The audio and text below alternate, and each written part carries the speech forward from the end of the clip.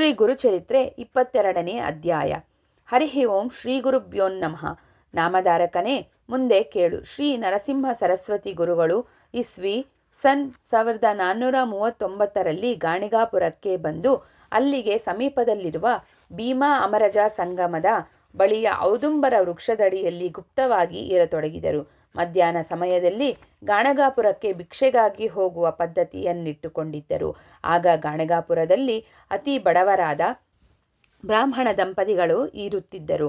ಅವರ ಮನೆಯಲ್ಲಿ ಒಂದು ಹಳೆಯ ಬರಡೆಮ್ಮೆ ಇತ್ತು. ಹುಟ್ಟಿದಾರಭ್ಯದಿಂದಲೂ ಬಂಜೆಯಾಗಿದ್ದ ಆ ಎಮ್ಮೆಯನ್ನು ಆ ಬ್ರಾಹ್ಮಣನು ತೋಟದವರಿಗೆ ಕಪ್ಪಲಿ ಹೂಡಲು ಬಾಡಿಗೆಗೆ ಕೊಟ್ಟು ಅದರಿಂದಲೇ ನಿತ್ಯೋಪಜೀವನ ನಡೆಸುತ್ತಿದ್ದನು. ಬಾಡಿಗೆ ಸಿಗದ ದಿವಸ ಭಿಕ್ಷಾಟನೆಯಿಂದ ಅವರ ಉಪಜೀವನ ಸಾಗುತ್ತಿತ್ತು. ಶ್ರೀ ಗುರುಗಳಿಗೆ ಬಡವರೆಂದರೆ ಬಲು ಪ್ರೀತಿ. ಹೀಗಾಗಿ ನಿತ್ಯವೂ ಆ ಬಡ ಬ್ರಾಹ್ಮಣನ ಮನೆಗೆ ಭಿಕ್ಷೆಗೆ ಹೋಗುತ್ತಿದ್ದರು. ಒಂದು ದಿವಸ ಆ ಬ್ರಾಹ್ಮಣನ ಎಮ್ಮೆಯನ್ನು ಯಾರೂ ಬಾಡಿಗೆಗೆ ಒಯ್ದಿರಲಿಲ್ಲ.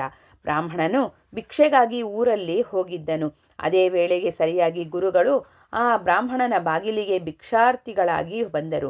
ಬ್ರಾಹ್ಮಣ ಪತ್ನಿಯು ಗುರುಗಳನ್ನು ಒಳಗೆ ಸ್ವಾಗತಿಸಿ ಮಣಿ ಹಾಕಿ ಕುಂಡ್ರಿಸಿದಳು ಮತ್ತು ಗುರುಗಳಿಗೆ ನಮಸ್ಕರಿಸಿ ವಿನಯದಿಂದ, ಸ್ವಾಮಿ, ನಮ್ಮ ಯಜಮಾನರು ಮದಕರಿ ಬೇಡಲು ಊರಲ್ಲಿ ಹೋಗಿದ್ದಾರೆ. ಈಗ ಅವರು ಬರುವ ಸಮಯವಾಗಿದೆ. ಬಂದೊಡನೆಯೇ ತಮಗೆ ಭಿಕ್ಷೆ ನೀಡುವೆ.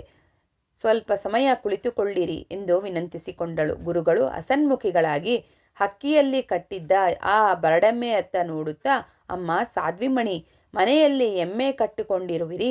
ನಮಗೆ ಸ್ವಲ್ಪ ಹಾಲನ್ನೇ ಭಿಕ್ಷೆ ನೀಡಿದರಾಗುವುದಿಲ್ಲವೇ ಎಂದು ಪ್ರಶ್ನೆ ಮಾಡಿದರು.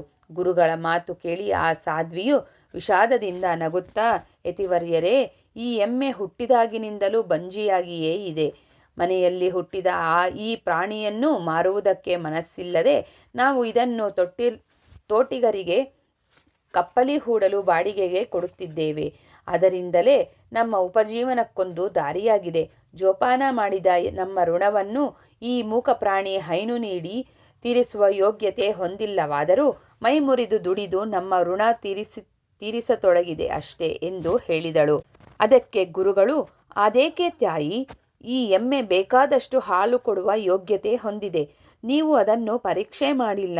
ಬೇಕಿದ್ದರೆ ತಂಬಿಗೆ ತೆಗೆದುಕೊಂಡು ಬಂದು ನೋಡು. ಇದು ನಮ್ಮ ಭಿಕ್ಷೆಗಾಗಿ ಹಾಲನ್ನು ಕರೆಯುತ್ತದೆ ಎಂದು ಹೇಳಿದರು. ಯತಿ ವಾಕ್ಯಗಳಲ್ಲಿ ವಿಶ್ವಾಸವಿಟ್ಟ ಆ ಸಾಧ್ವಿಯು ಒಳಗಿನಿಂದ ಪಾತ್ರೆ ತಂದು ಗುರುಗಳ ಸಮ್ಮುಖದಲ್ಲಿಯೇ ಎಮ್ಮೆಯನ್ನು ಹಿಂಡತೊಡಗಿದಳು. ಆಶ್ಚರ್ಯವೆನಿಸುವ ರೀತಿಯಲ್ಲಿ ಬರಡೆಮ್ಮೆಯು 2 ತಂಬಿಗೆಗೆ ಗುಮ್ಮಿಕ್ಕಿ ಹಾಲು ಕರೆಯಿತು. ಬ್ರಾಹ್ಮಣ ಪತ್ನಿಯು ಬಹು ಭಕ್ತಿಯಿಂದ ಗುರುಗಳಿಗೆ ಹಾಲಿನ ಭಿಕ್ಷೆ ನೀಡಿ ನಮಸ್ಕರಿಸಿದಳು.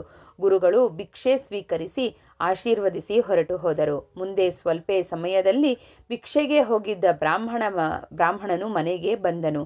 ಸತಿಯ ಬಾಯಿಯಿಂದ ಗುರುಲೀಲೆಯನ್ನು ಕೇಳಿ ಕೌತುಕಪಟ್ಟನು. ಮರುದಿವಸದಿಂದ ಅವರು ನಿತ್ಯ ಸಂಗಮಕ್ಕೆ ಹೋಗಿ ಗುರುಪೂಜೆ ಮಾಡಿ ಹಾಲಿನ ನೈವೇದ್ಯವನ್ನರ್ಪಿಸಿ ಬರುವ ಪದ್ಧತಿಯನ್ನಿಟ್ಟುಕೊಂಡರು. ಅವರ ದಾರಿದ್ರ್ಯ ದೂರಾಗಿ ಗುರುಕೃಪೆಯಿಂದ ಸುಖವಾಗಿ ಬಾಳತೊಡಗಿದರೆಂದು ಸಿದ್ಧಮುನಿಯು ಹೇಳಿದನೆಂಬಲ್ಲಿಗೆ ಸಾರರೂಪ ಶ್ರೀ ಗುರುಚರಿತ್ರೆಯ 22ನೇ ಅಧ್ಯಾಯವು ಮುಕ್ತಾಯವಾಯಿತು.